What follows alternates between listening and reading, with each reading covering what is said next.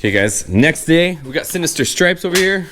Adrian, we got the Slam Chart. Hold on, let me take a quick little break for this. Look at this thing. This guy just parks it on the ground. She's on air. Woo-wee. She's dirty, it's been raining.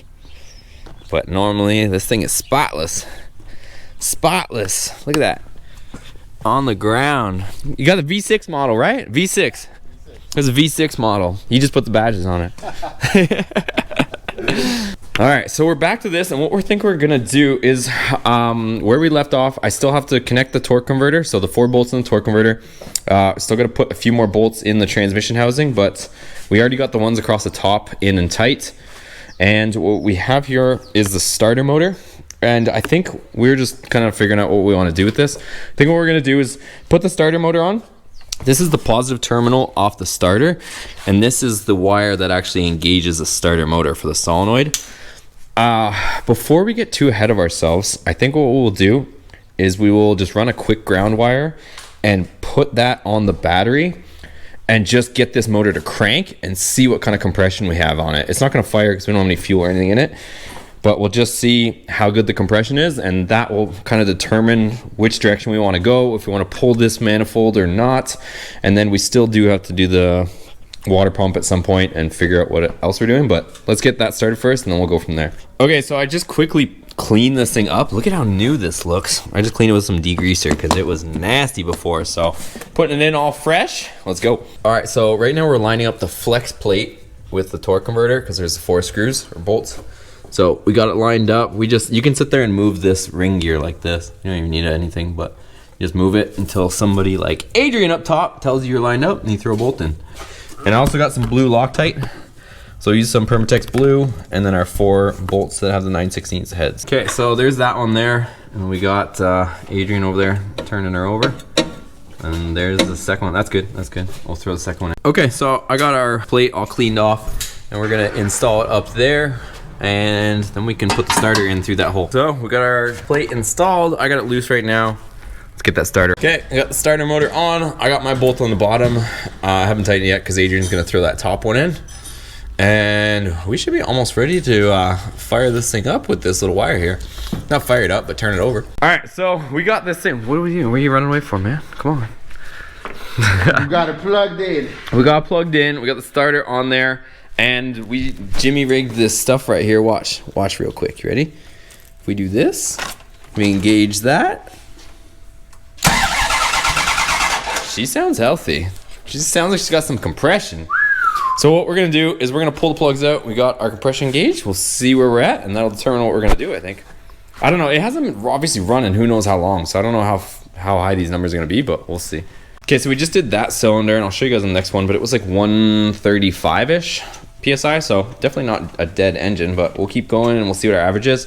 One of the things to note with compression gauges is you kind of have to look at what your gauge is. Don't necessarily look at the number, but you want to look at the variance between them all. So if they're all 135, that means our gauge is just reading differently than what a normal one is. I don't think this is a fancy gauge. I can't remember where I bought it, but I know I didn't spend a ton of money on it. So we'll keep going though. She's definitely got some compression in that cylinder, so we'll move on to the next.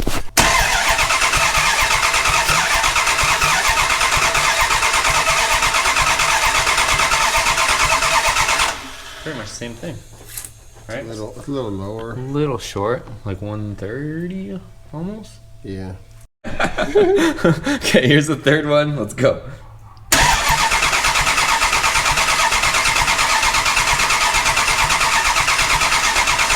That's it.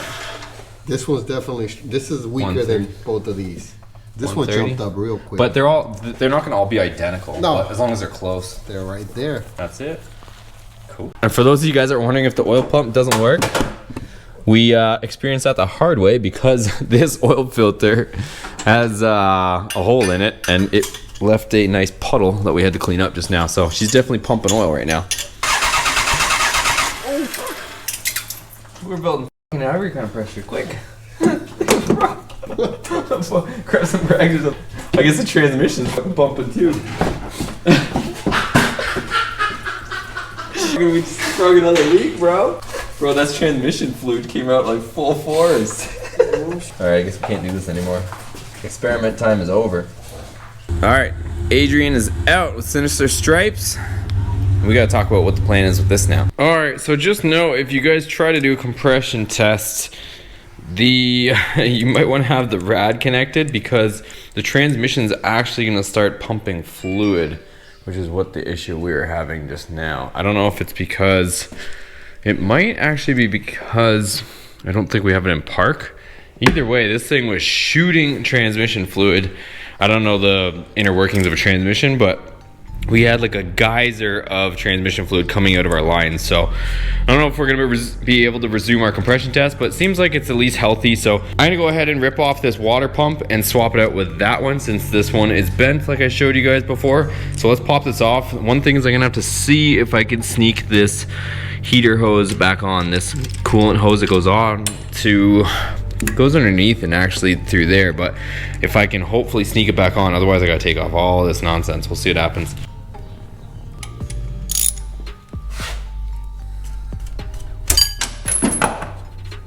Seems kind of dry.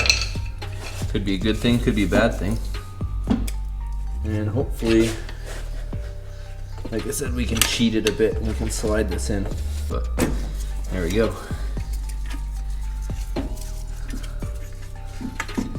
So the water pump is out, and we'll pull off this gasket or what's left of it, clean it up. We'll put the other one on. So just using one of these flat razors to clean up the surface, and we'll get it all cleaned up and prepped up. I'm not too worried about the other engine at this point, as you can probably guess. So we'll clean this up. I can spend a bit of time to make sure that this is all cleaned up so that it seals properly. And then I'll show you guys where I'm at next. All right, so I got all the gasket material off. I might just kind of buff this just quickly, maybe just with either a wire wheel or maybe Scotch-Brite pad, but it's pretty smooth, so I think we should be okay. I'm gonna go over here and rip this one off now. You guys already know this one is without a doubt gonna have coolant in it, so she's already draining out the bottom. So we'll get this one off here and get her switched.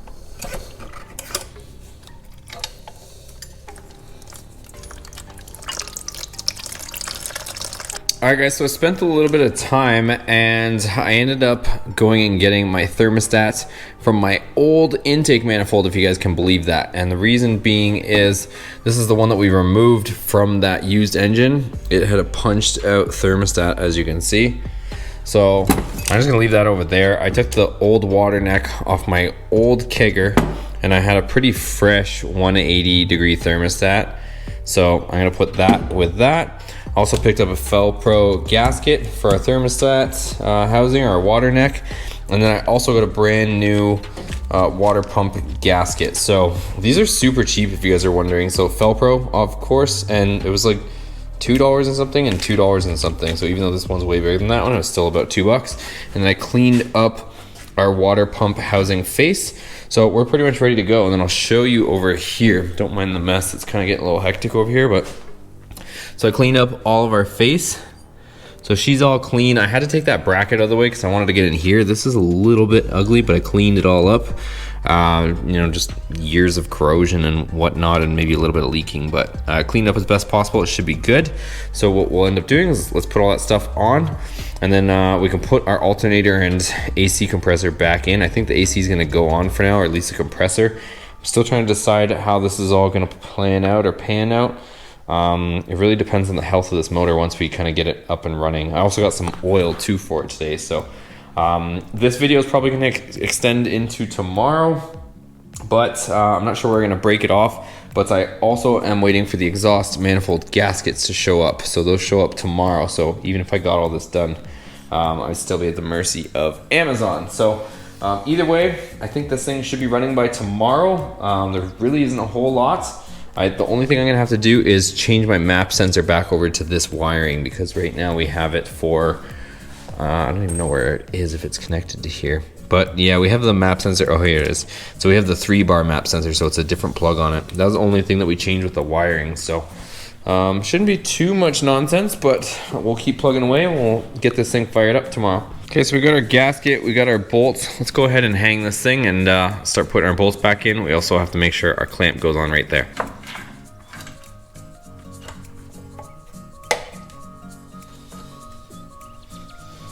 Dude, somehow we got a little dude in here. We gotta save him. Let me get him out. I don't know how he got in there. Little gecko. Come out. Dude. My dude. My dude. You okay? Dry him off. My dude. Should almost keep him. He's like a pet.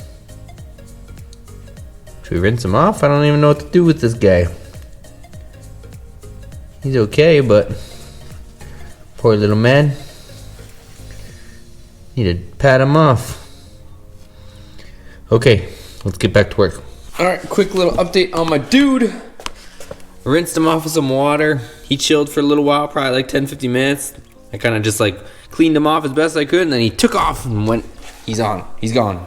Usually they come in through the corner of the garage right there, but I got all my bolts in, and I am going to be tightening all these, and they go to 30 foot-pounds, just so you guys know. So these bolts go to 30 foot-pounds. So let's get that done, and then we'll move on to the thermostat housing.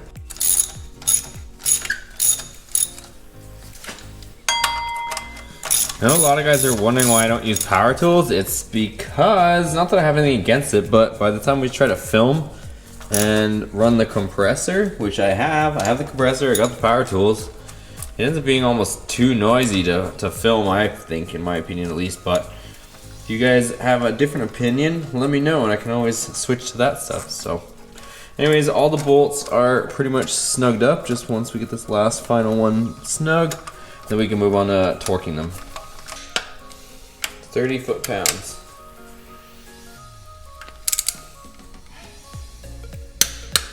Okay, so all of our bolts are tightened to 30 foot-pounds. So let's go ahead and put our band clamp. Normally it's the spring clamp that goes here, but this is what we're dealt with, so this is what we'll put back. I don't think it's gonna be an issue, to be honest with you guys, but we'll just put this back here. We'll snug that down, and that is done. So our water pump is in place, and now let's attend to our thermostat. All right, so this should be fairly straightforward. We're gonna set our thermostat in that groove, and then we're gonna put our gasket on, like so.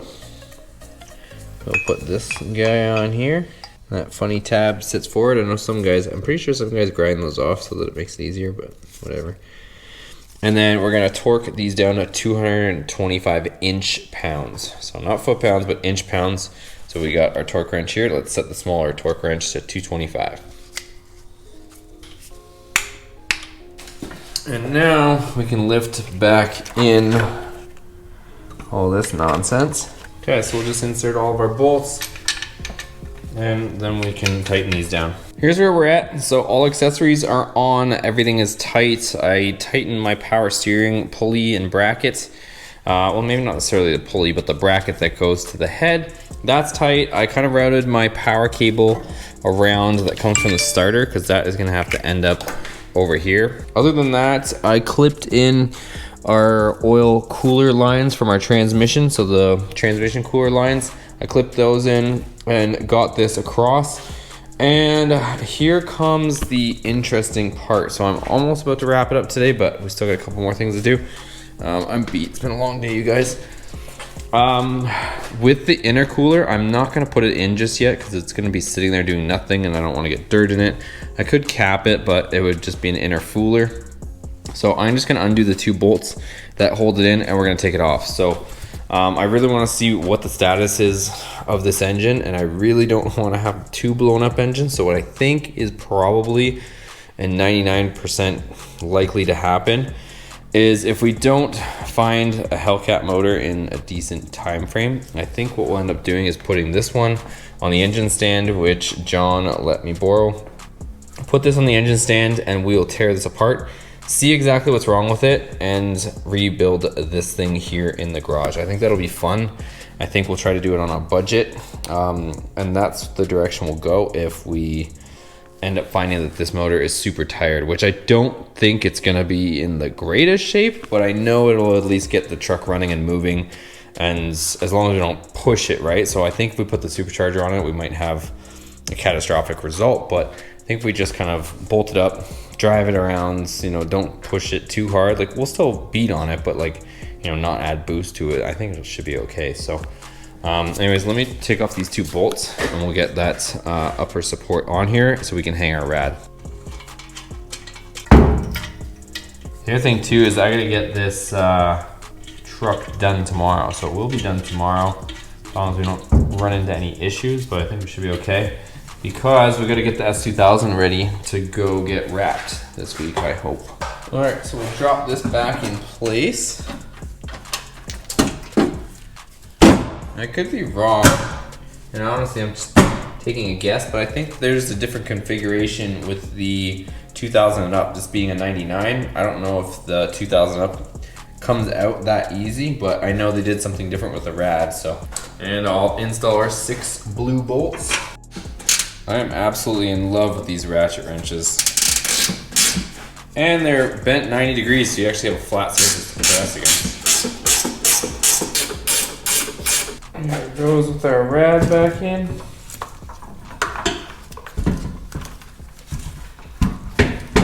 Alright guys, next up I'm just going to put in my transmission lines.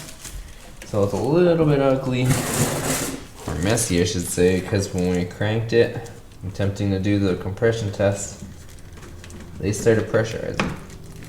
So we'll tighten up a 5/8 fitting, just a compression fitting, so you don't have to go too crazy on it. Remember, you're tightening into plastic too. Okay, so I'm gonna attempt to cheat and get this one on here. Should be just dandy. The heater hose on there too.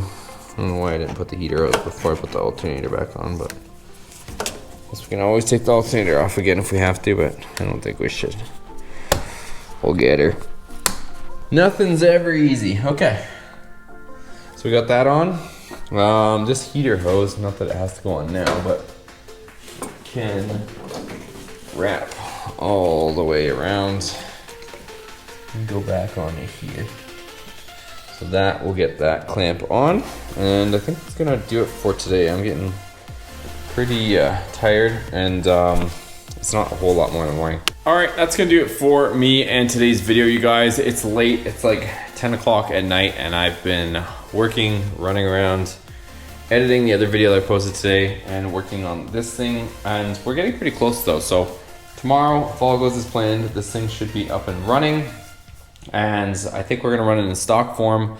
Once we get it running and everything gets cycled, and I don't know when the last time it was running, we might do we'll probably do a compression test, a proper one. Like right now it's super dry and who knows how long it's been sitting there for. So once we get it running, get all the cobwebs out of it, we'll do a compression test and see how healthy it is. If it's super healthy, then we could go boost, but I think at this point, honestly, with the engine, I don't know, like I said, there's a bit of a language barrier there, but John was translating when we bought the engine, and apparently or allegedly it was rebuilt, and I don't necessarily think so. I think the intake manifold has been off because it does have some different gaskets, so it might have just had that typical plenum leak, and that's what the guy considered an engine build. But overall, I think it'll be okay. These motors are pretty dependable and reliable, so we should be all right that way. We'll end up draining the oil tomorrow. We got to put coolant in it. I got to put my exhaust manifold gaskets on and just flip over the harness, and that's pretty much it to fire, you guys. So I don't think that's too much or asking too much. So also, part of the other reason is there is some interesting stuff for me coming up in the next few weeks, and I'll keep you guys posted as those details unfold. But it might involve us with this truck and kind of road tripping it. So that's kind of the other reason why I don't want to go too far from stock, because we might be driving this thing across the country, and if that does happen, I'll get into the details on that. But that's kind of why I'm just delaying a little bit on going full send with the build on this, because this might end up being a daily and something that needs to be super dependable, and if we go all crazy with the supercharger, that's not going to be exactly dependable in a daily. So but like I was mentioning earlier, I do think that if we can't find a Hellcat in some sort of short time, that we probably will do a budget build on that. We might just rebuild it just for fun, but I think we'll definitely 100% tear it apart just to see what the heck happened to it. at least pull the oil pan, flip it around on the engine stand, and see what went wrong. That way we have some answers. It might just be as simple as throwing some bearings in it and doing some small things and getting it back in shape. But I'm excited to see this thing run at least we can run around town and do all that kind of stuff. So we'll put it back to, like I said, mostly stock, and we'll go from there, and at least we can get it back on the road and do some other cool stuff, because I want to do some lighting mods still. And I wouldn't mind getting some wheels on here and getting a little bit more stance out of the thing, so get it looking a little more aggressive on the road. But that's it for today, you guys. I'm beat. I don't know if you can see my face or my eyes, but I am just like barely standing here. So thanks for watching, guys. Definitely make sure you give it a thumbs up. It does help the video, you guys, so I do appreciate it when you guys give it that thumbs up if you watched it, enjoyed it, or if there's anything you guys want to see different, definitely let me know. But make sure you hit that thumbs up, and don't forget, because it does help the videos. We'll see you on the next video. Take care.